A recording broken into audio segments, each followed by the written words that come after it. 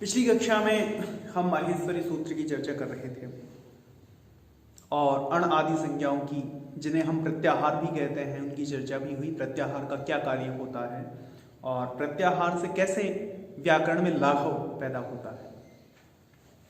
अब हम आगे बढ़ते हुए लघु सिद्धांत कौमुदी के प्रथम सूत्र पर आते हैं और इसमें हम देखेंगे कि अनुवृत्तियां कैसे काम करती हैं। प्रत्याहार की विषय वस्तु भी धीरे धीरे आगे बढ़ेगी और अधिक स्पष्ट रूप से इसका जो संकल्पना है वह हम समझ पाएंगे। प्रत्याहार का कार्य है अनेक वर्णों को संक्षेप में कहना, संक्षिप्त तरीका जिससे हम अनेक वर्णों के बारे में चर्चा कर देते हैं, वह भी बहुत छोटे शब्द के द्वारा या केवल दो वर्णों के उच्चारण के द्वारा।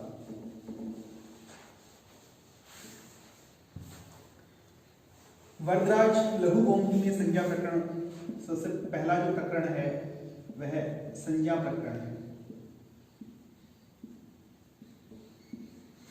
संज्ञा, जिसे हम पहले भी देख रहे थे, संज्ञा एक तरह से नामकरण है और व्याकरण की संज्ञाएं भी अधिकांशतः इसलिए काम आती हैं क्योंकि एक समूह का हम एक शब्द के द्वारा अनेक चीजों को हम कह सकें। संज्ञाओं का भी उद्देश्य यही है कि व्याकरण में उससे लाघव पैदा हो जाए। जैसे कत और कत्वतु दो प्रत्यय हैं, तो कत कत्वतु दोनों का नाम लेने में थोड़ा समय लगेगा, तो उनके लिए एक नाम पाणिनि ने रख दिया, उसे निष्ठा कह दिया, तो वो कत कत्वतु ना कह के निष्ठा कह देते हैं।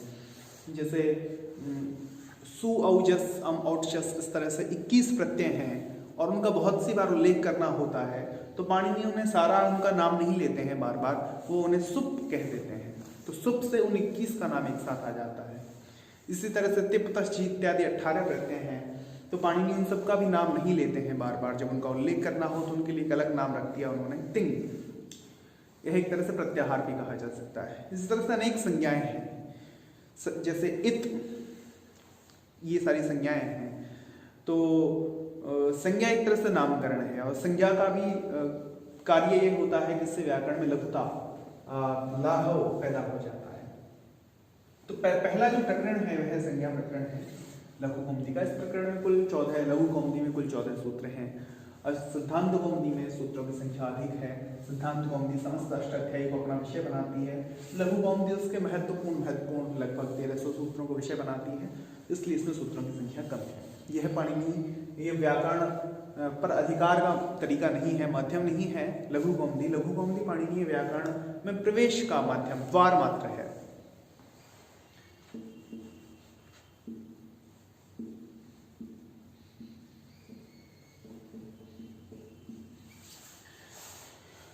लघु कौमुदी में प्रथम सूत्र लिखते हैं हलंत्यम। हलंत्यम का जब हम संधिच्छेद करना चाहें तो दो आते हैं, हल लेके हम विसर्ग लगाएंगे तो इससे ए बाहर आ जाएगा, अंत्यम। दो शब्द हैं हलंत्यम, हल अंत्यम, अर्थात अंतिम हल। अब हल का तात्पर्य क्या है? हम प्रत्याहारों की चर्चा कर चुके हैं पिछली कक्षा में, तो हल एक प्रत्याहार है। प्रत्याहार का मतलब है अनेक वर्णों को संक्षेप में कहने का तरीका या विधि। तो हल के रूप में जब पाणिनि ने हल कहा तो केवल उन्होंने कुछ बहुत सारे वर्ण हैं जिनको हल शब्द के द्वारा कह दिया। और हमें कैसे ज्ञात होगा कि हल से किन किन वर्णों का बोध होगा, यह हल का अर्थ किन किन वर्णों से है? तो हम इस हल को समझने के लिए हमें जाना पड़ेगा माहेश्वरी सूत्र की ओर, और माहेश्वरी सूत्र हमें यह बताएगा कि हल का तात्पर्य किन वर्णों से है।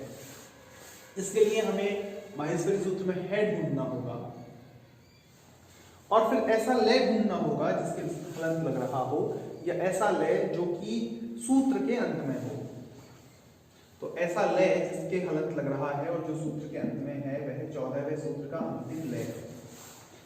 तो हल का तात्पर्य है से आरंभ करते हुए लय तक के वर्णों से है, जिनमें से हमें उन सारे ही वर्णों को हटा देना होगा जिनके अंत में हलंत लग रहा है या जो सूत्र के अंत में है। तो है, ये, वे, रे, इनको ले लिया जाएगा, टे को हटा दिया जाएगा, ले को ले लिया जाएगा, ने को हटा दिया जाएगा। इसी तरह से यम गणनम में से सूत्रांत में को हटा देंगे, झभेंगे में से इसको हटा देंगे, खड़ध्वश में से शय हटा दिया जाएगा, जब गणध्वश में से शय हटा दिया जाएगा, खफ चटथ चटताओं में से सूत्रांत वह हटा के हट जाएगा। कहपा ये सही है, शय से सरे से रह और हल से ले। शेष जितने भी वर्ण बचे हैं ये सभी व्यंजन हैं। और जैसा कि हम पहले चर्चा कर चुके हैं कि कहा है वरदराज ने हकार आदि अकार उच्चारणार्थ है। हकार आदि में विद्यमान जो अकार है वह केवल उच्चारण के लिए है, वस्तुतः वह नहीं है वहां पर। जब हम व्यंजनों को काम में लेते हैं तो हम उन्हें हलंत लगा के काम में लेते हैं, उनमें विद्यमान है को हम नहीं लिखते हैं, हटा देते हैं। ये केवल यहाँ पर इसलिए लगा के लिखा है ताकि इन सब वर्णों का उच्चारण संभव हो पाए। तो फिर है, ये, वे, रे, इस तरह से लिखते हुए हम इस है तक पहुंचेंगे तो यह अर्थ होगा हल का। और हम संक्षेप में देखें तो ऐसे लेके च तक में सारे स्वर आ जाते हैं माहेश्वरी सूत्र के, और है से लेके ल तक में समस्त व्यंजन आ जाते हैं संस्कृत के। तो हल का तात्पर्य है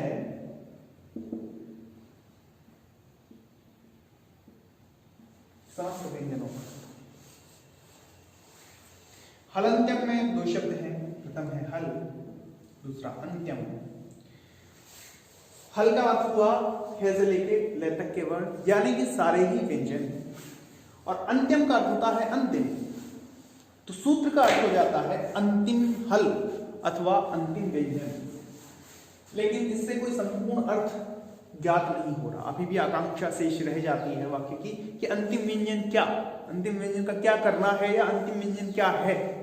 या तो अंतिम व्यंजन कुछ है या अंतिम व्यंजन का कुछ हो जाता है। तो हल अंतिम का अर्थ केवल इतना होता है, हल अंतिम, अंतिम हल, अंतिम व्यंजन। इसके लिए हमें समझनी पड़ेगी इस सूत्र का संपूर्ण अर्थ यह नहीं है। जो सूत्र कहा गया है उस सूत्र में उसका संपूर्ण अर्थ समाहित नहीं है। तो फिर हमें कैसे पता लगेगा इस सूत्र का पूरा अर्थ क्या है? वह पता लगता है जिसे हम कहते हैं अनुवृत्ति। अब यह अनुवृत्ति क्या है? अनुवृत्ति को हम ऐसे समझ सकते हैं कि मैं एक वाक्य कहूं और अधूरा वाक्य कहूं, जैसे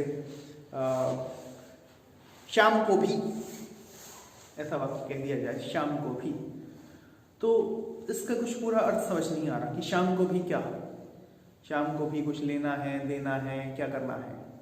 लेकिन यदि ठीक इससे पहले एक वाक्य कह दिया जाए कि राम को किताब दो, फिर कहा जाए शाम को भी, तो फिर शाम को भी जो वाक्य है, जो कि अपने आप में पूरा वाक्य नहीं है, वो उसके ऊपर वाला जो वाक्य है राम को किताब दो, उससे कुछ शब्दों को ग्रहण कर लेता है, एक अन्वय ले लेता है कि शाम को किताब दो, राम को भी, यानी कि राम को भी किताब दो।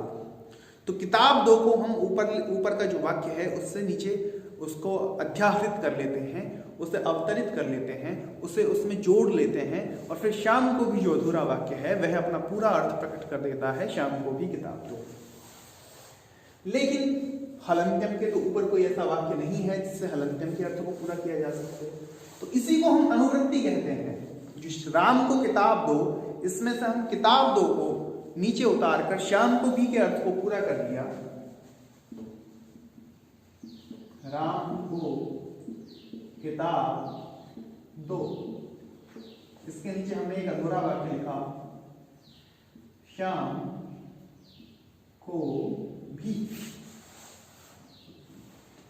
तो इस अधूरे वाक्य का अर्थ पूरा करने के लिए हम किताब दो को नीचे उतार लेते हैं। यही अनुवृत्ति व्याकरण की भाषा में, व्याकरण की शैली में इसी को अनुवृत्ति कहा जाता है। तो शाम को भी किताब दो की अनुवृत्ति आ जाती है और तब इस वाक्य का अर्थ पूरा होता है, शाम को भी किताब दो। यह है अनुवृत्ति। अब हलंत्यम में अनुवृत्ति कैसे घटित होती है? हलंत्यम के ऊपर तो कुछ लिखा ही नहीं है वरदराज ने, परंतु व्याकरण वरदराज ने नहीं लिखी और ना ही ये सूत्र वरदराज ने लिखे हैं। तो फिर हम पहले भी चर्चा कर चुके हैं कि सिद्धांत कौमुदी और लघु सिद्धांत कौमुदी की रचना करते समय सूत्रों के क्रम में उलटफेर कर दिया गया और पाणिनि के किसी सूत्र को, जो पाणिनि की व्याकरण अष्टाध्यायी में कहीं पर लिखा हुआ था, उसको कहीं पर लिख दिया गया। सारे सूत्रों को एक जगह इकट्ठा किया गया, एक प्रकरण से जुड़े हुए सूत्रों को, संज्ञा के सारे सूत्र जहां कहीं भी थे उनको इकट्ठा करके एक जगह इकट्ठा किया गया। संधियों के सारे सूत्रों को, इस तरह से अंगाधिकार से जुड़े हुए सारे सूत्रों को, समासों से जुड़े हुए सारे सूत्रों को, अलग अलग जो अष्टाध्यायी में विकीर्ण थे, फैले हुए थे, उनको एक जगह इकट्ठा करके एक एक प्रकरण का नाम दिया गया। तो फिर एक नई चीज की आवश्यकता पड़ने लगी, वो है वृत्ति या अनुवृत्ति। अनुवृत्ति से ही वृत्ति बनती है। वृत्ति का अर्थ है सूत्र का संपूर्ण अर्थ। जब हम श्याम को भी, अगर इस राम को किताब दो इस वाक्य से हटाकर श्याम को भी इस वाक्य को यदि हम कहीं और लिख दें, किसी दूसरे पन्ने पे जाके लिख दें, तो फिर श्याम को भी का कोई अर्थ नहीं रह जाता। तो फिर हमें ये देखना पड़ेगा कि मूल पुस्तक में श्याम को भी से ठीक पहले क्या वाक्य था, ताकि हम श्याम को भी इस वाक्य का पूरा अर्थ समझ पाए। या फिर उस पुस्तक में जो वाक्य लिखा हुआ था उससे अनुवृत्ति करके हमें उसके अर्थ को वहीं पर स्पष्ट कोष्टक में लिख देना होगा, जहां हमने जिस पृष्ठ में हमने श्याम को भी लिखा है कि इसका पूरा अर्थ क्या होता है पूर्व से अनुवृत्ति लेके। तो वो जो पूरा अर्थ लिखा जाता है उसी को हम व्याकरण वृत्ति कहते हैं, सूत्र की वृत्ति। और आपको ऐसे करना है कि जब भी आप सूत्र याद करें, चूंकि आप लघु सिद्धांत कौमुदी पढ़ रहे हैं और आपको इसके पूर्व सूत्र का ज्ञान नहीं होगा, आप अष्टाध्यायी नहीं पढ़ रहे हैं, इसलिए आपको नहीं पता लगेगा किस सूत्र किस अनुवृत्ति क्या अनुवृत्ति आ रही है पूर्व सूत्र से, इसलिए आपको उसकी वृत्ति याद कर लेनी होगी। यही आपके लिए एक सरलतम मार्ग है।